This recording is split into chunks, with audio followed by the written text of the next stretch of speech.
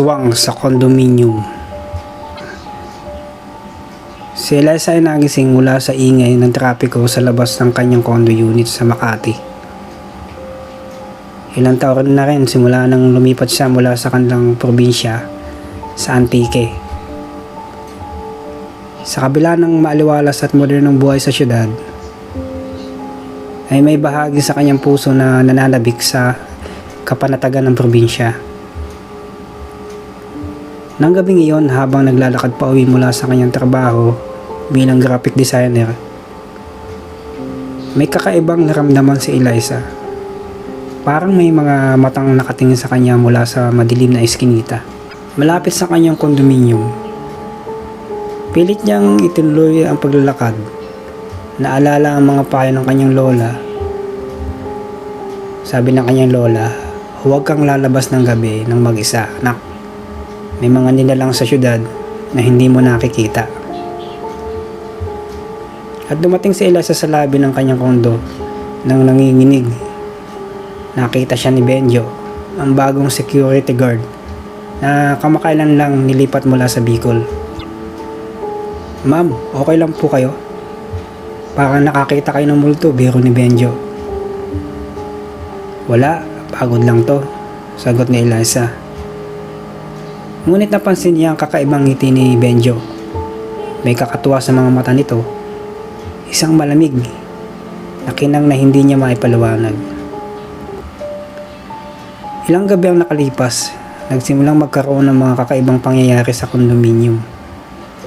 May mga residente na nagreklamo na may nakakatakot na pangyayari at panghihina ng katawan ng isang batang lalaki sa ika-12 palapag ay bigla na lamang nanlalata at nanghihina sa araw-araw. Si Eliza, na may lahing manggagamot mula sa kanilang probinsya, ay nagsimulang maghinala. Naalala niya ang mga kwento ng kanyang lola tungkol sa mga aswang. Hindi lamang sa probinsya kundi pati na sa mga syudad kung saan nagiging mas sopistikado ang kanilang paraan ng pambibiktima. Isang gabi, habang nagsiselfon siya sa balkonahe ng kanyang unit, may nakita siyang kakaibang anino sa kabilang building. Parang isang tao ngunit may kakahiyahang umakyat sa building ng paharap na parang insekto. Natakot siya nang kilalanin niya ang muka, si Benjo, ang nasa kabilang building. Nakangiti sa kanya mula sa kadiliman. Kinabukasan, nagpasya si Eliza na imbestigahan ang kanyang hinala. Pumunta siya sa security office at nagkunwaring nagtatanong tungkol sa mga nawawalang package. "Si Benjo po ba naka-duty kagabi?" tanong niya sa head guard. "Wala pong Benjo yung staff namin dito. Wala pong ganong pangalan dito," sagot nito. "Mali po ata ang napagtanungan ninyo." Ngunit nang lumingon siya, nakita niya si Benjo sa labas ng building. Nakatingin sa kanya na may kakaibang ngiti. Bigla itong napalitan ng mukha ng isang mas matandang babae at pagkatapos ay isang batang lalaki, bago tuluyang nawala sa kabila ng mga sasakyan. Nang gabing iyon, nagdesisyon si Eliza na gamitin ang kaalaman na ipinamana ng kanyang lola. Kumuha siya ng bawang, asin, langis na binindisyonan mula sa kanilang probinsya. Inilagay niya ang mga ito sa mga pintuan at bintana ng kanyang unit.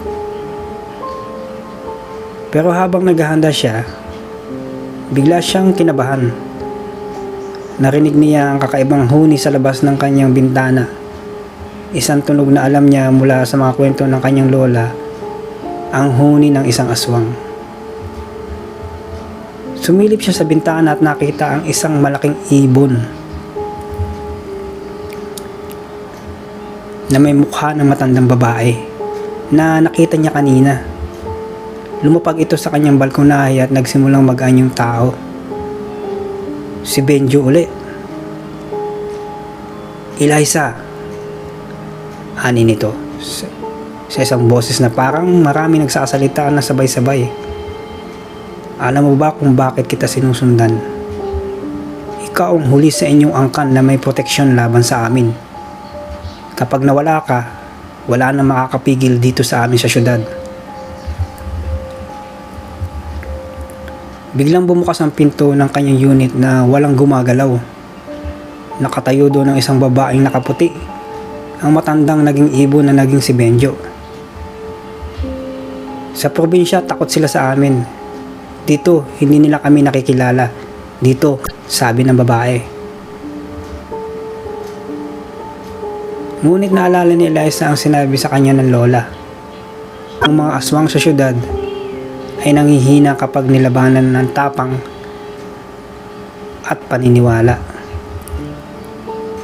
Tumayo si Eliza ng matatag at itinapat ang kanyang anting-anting. Isang maliit na medalyon na bigay sa kanya ng lola.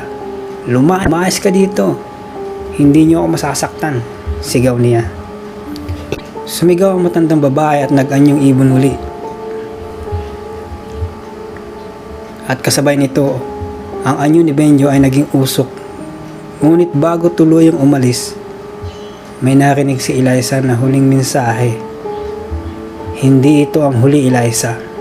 Marami kaming nasa syudad. Marami kaming anyo. Kinaumagahan wala nang bakas ni Benjo.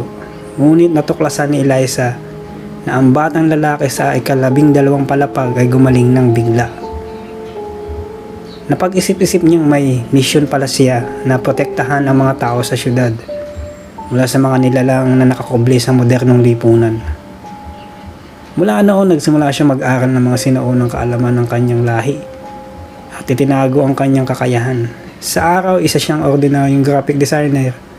Ngunit sa gabi, siya ang nagbabantay sa kondominium sa mga karatig lugar, handang labanan ng aswang na nanganganib kumain ng mga tao sa syudad. At sa mga madidilim na sulok ng Maynila, patuloy ang lihim na digmaan sa pagitan ng nagbabantay at mga nilalang naghihintay sa kanilang susunod na biktima.